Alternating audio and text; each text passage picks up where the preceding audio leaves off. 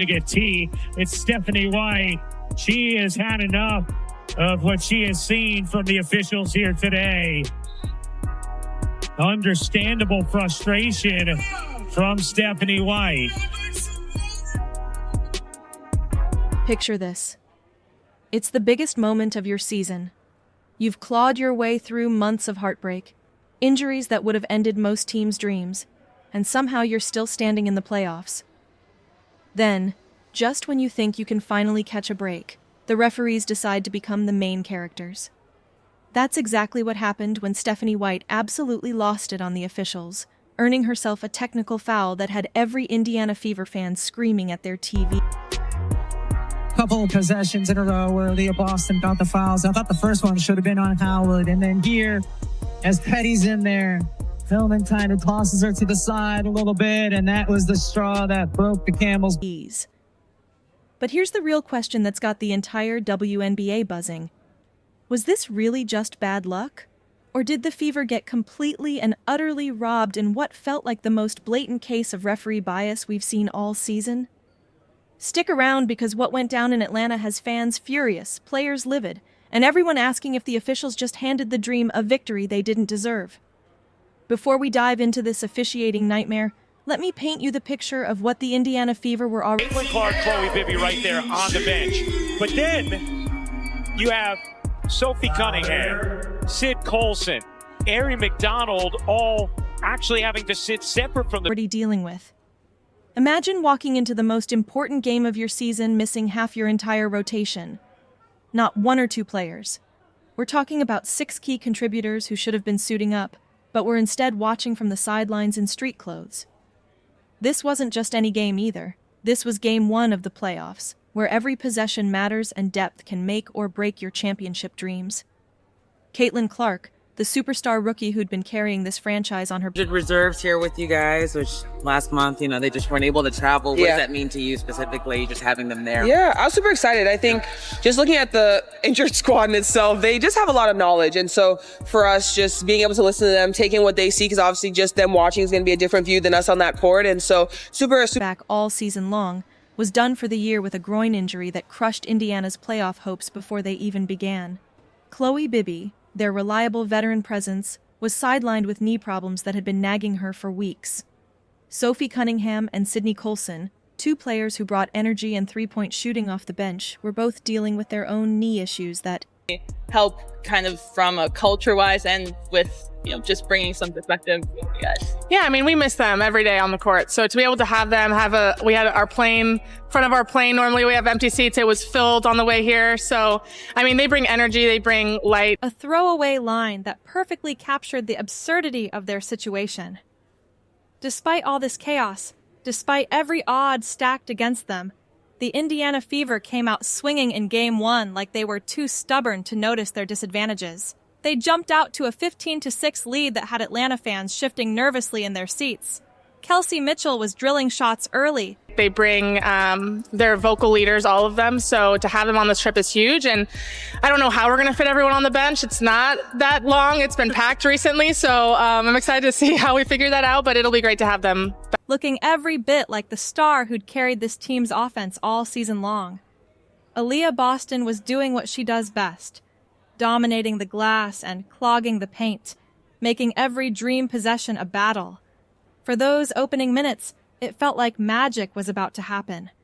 A broken roster was threatening a healthy Dream squad, and the impossible suddenly seemed within reach. Then the officials decided they needed to be part of the story, and that's when everything started to fall apart. The rhythm Indiana had built through pure heart and determination began to crumble under a parade. Having the whole group here, having those guys here gives us a little bit of a boost emotionally, and then having their perspective. You're talking about 3 point guards that are sitting on the sideline that can talk to our team in huddles, that can talk to our team, throughout. Of whistles that came out of absolutely nowhere. Defensive stops that should have turned into fast breaks became free throws for Atlanta instead. Clean contests where Fever players were in perfect position suddenly became fouls that left coaches and fans scratching their heads. What started as a fairy tale comeback story turned into a frustrating lesson in how referees can completely change the trajectory of a game. The pattern became impossible to ignore. Kelsey Mitchell would fight through screens to contest. Referees did, and I know why Stephanie White got a technical foul. Any coach that had to watch their team work so hard all season long, play through every single injury, and the reason a shot, only to have the play stopped and reversed by a call that defied basic basketball logic. Lexi Hall got tagged with phantom fouls while playing textbook defense, forced to watch as her perfect positioning somehow became illegal contact in the officials' eyes. It wasn't just one questionable call either. This was systematic, happening possession after possession until the energy that had carried Indiana's year led completely evaporated. Coach Stephanie White found herself in an impossible position. She had to burn her first challenge in the opening quarter on a call involving Lexi Hall that was so obviously wrong, it was almost insulting. The replay. Look at this, Kelsey Mitchell. They don't even let the Fever play defense because she's associated with Caitlin Clark. Look at this one. Another foul where nobody touched him. So they lost the timeout and they lost their challenges for the game because the referees confirmed what everyone watching already knew. There was no foul, just a player in perfect defensive position getting punished for playing basketball the right way.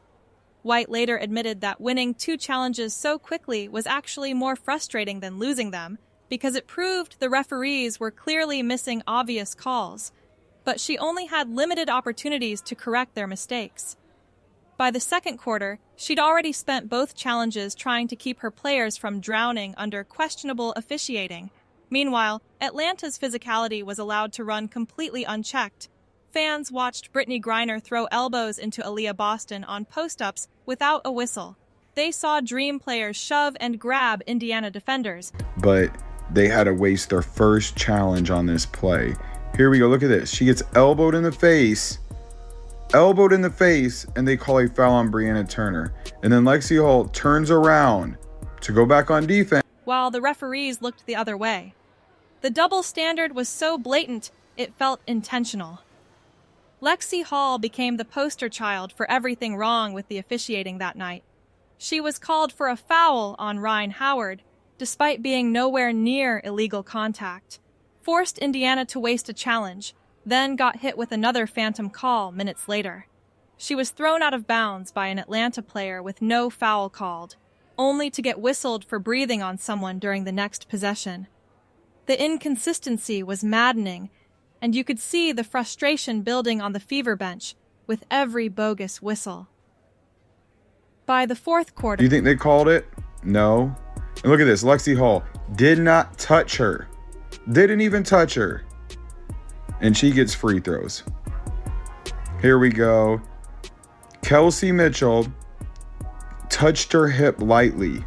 That frustration finally boiled over.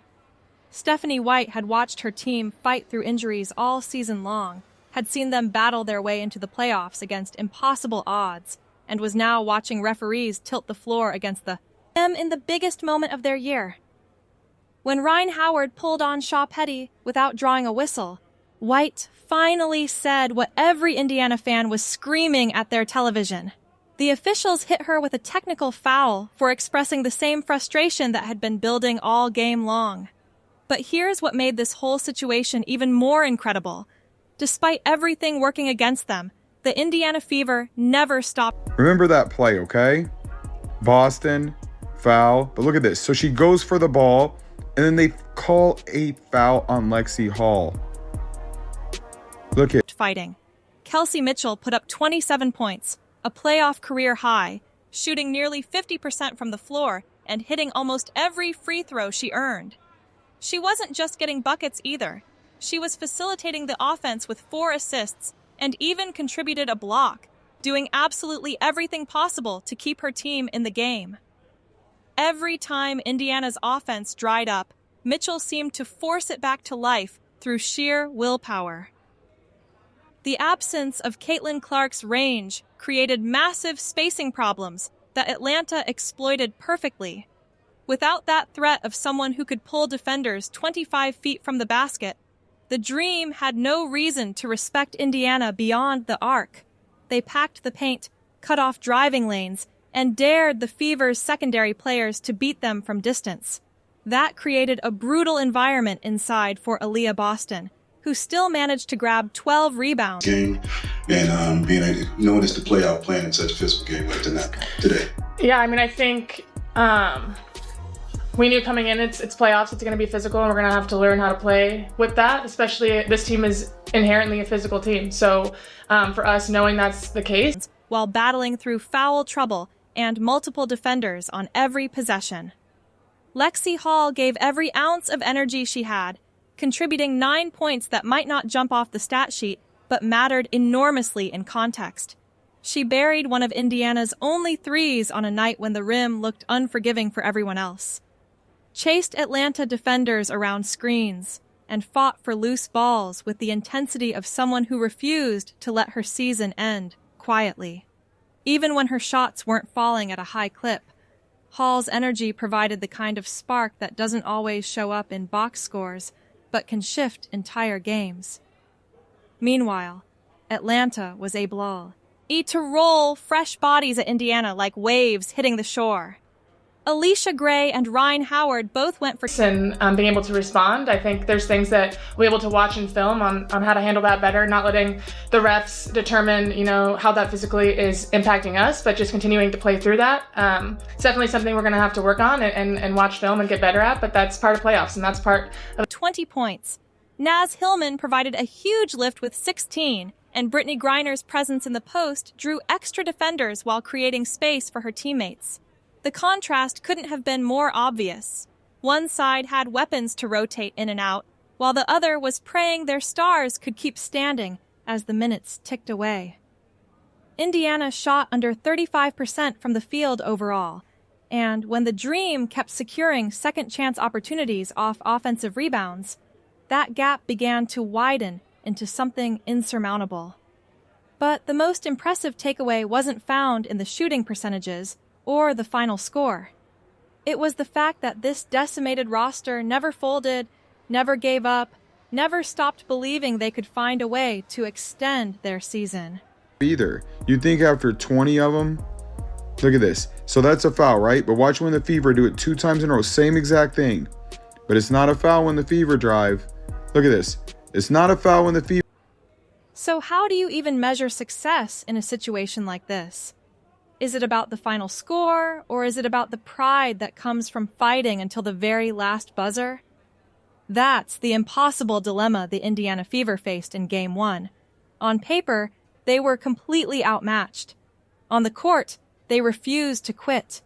And that spirit became the story that mattered more than any statistic. The silver lining in all this chaos is that Game 2 represents something Indiana hasn't experienced in nearly a decade. The Fever will host their first playoff game at Gainbridge Fieldhouse since 2016, and that alone gives this group reason to believe their story isn't over yet. Picture this. Fever get hit in the air, but the Dream get free throws. Same exact plays. Look at this one. What are you supposed to do? Just roll out the red carpet and give them a layup? She is not fouling her. 17,000 fans who've waited almost 10 years for playoff basketball in Indiana, finally getting their moment. The hunger in that building is going to be impossible to ignore, and that energy could provide the spark this team desperately needs. But the harsh reality is that they're still facing the exact same roster problems that plagued them in Atlanta. Those 6 injured players aren't magically returning for Game 2. Caitlin Clark remains sidelined. Sophie Cunningham and Sydney Colson are still unavailable. And hit from 3. What a start. Rebound hits the floor. Hall keeps it alive for Indiana. Mitchell using the screen, dancing around Griner. And the depth chart that looked impossibly thin in Game 1 hasn't gotten any deeper. Atlanta knows exactly what worked. They'll pack the paint again, dare Indiana's secondary scorers to beat them from 3, and lean on their superior depth to wear down the Fever as the game progresses. That 2 for 15 performance from 3-point range simply cannot happen again if Indiana wants to extend this series. The ball has to move with purpose, decisions have to be made quickly, and someone other than Kelsey Mitchell needs to step up as a reliable scoring option. Whether it's Brianna Turner, Tamara Young, or Grace Hartley, somebody has to emerge as a threat that Atlanta has to account for. This is where the crowd becomes more than just noise. 17,000 for Indiana. So much length, and it's obvious on the defensive end for Atlanta. Boston just kind of pushed it up and in. Guarded by Howard. And slide it into Boston. Center of the lane. Turning and finishing. Aaliyah Boston. Fans can't guard Ryan Howard or box out Brittany Griner. But their energy can make every Indiana run feel bigger, every defensive stop sting deeper, and every Atlanta possession just a little more uncomfortable. Home court advantage isn't just about familiar surroundings. It's about feeding off collective energy that can push players beyond their normal limits. This series has become about much more than wins and losses. It's about survival, about proving that heart can overcome circumstances, about showing the entire league that playoff basketball in Indiana still means something special. The Fever have already been battered by injuries all season, then robbed of momentum by game-changing officiating, and somehow they're still preparing to fight again. Game 2 isn't just another playoff game. It's a statement. Down the stretch, the efficiency has gotten much better since the second week of August, averaging nearly 20 points a game since then is Hull. 40-33, Atlanta in front. These teams split their core regular season meetings as Hull knocks down the three. Hull gets a step and finish. That will define how this entire season is remembered. One victory at home can flip the entire narrative from tragic ending to inspiring comeback. The question isn't whether Indiana has enough stars on the floor anymore. It's whether their crowd can provide the energy needed to fuel a season-defining performance. That keeps their championship dreams alive for at least one more game. Do you think the Indiana Fever got absolutely robbed by those referees in Game 1? Let us know your thoughts in the comments below, and make sure you hit that subscribe button and turn on notifications so you never miss any of the drama from this incredible playoff series.